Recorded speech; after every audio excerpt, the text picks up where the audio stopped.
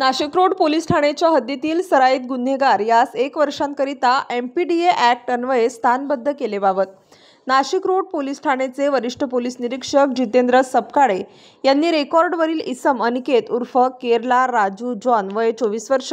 याचे विरुद्ध शरीराविरुद्ध मालाविरुद्ध तसेच खंडणीचे गुन्हे नाशिक रोड पोलीस ठाण्यामध्ये दाखल असल्याने त्याचा स्थानबद्धतेचा प्रस्ताव माननीय पोलीस आयुक्त नाशिक शहर यांना सादर केला असता सदरचा स्थानबद्धतेचा प्रस्ताव मंजूर केलेला आहे।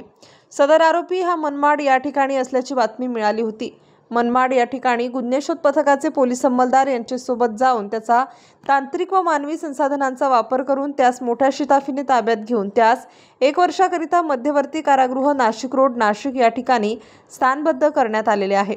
सदर उल्लेखनीय कामगिरी नाशिक रोड पोलीस ठाण्याचे वरिष्ठ पोलीस निरीक्षक श्री जितेंद्र सपकाळे, पोलीस निरीक्षक बडेसाहब नाईकवडे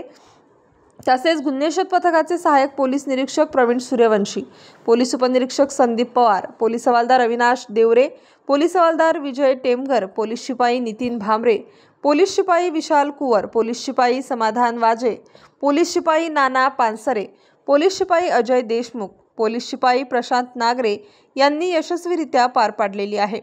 स्टार न्यूजसाठी मोहसिन पठाण, नाशिक।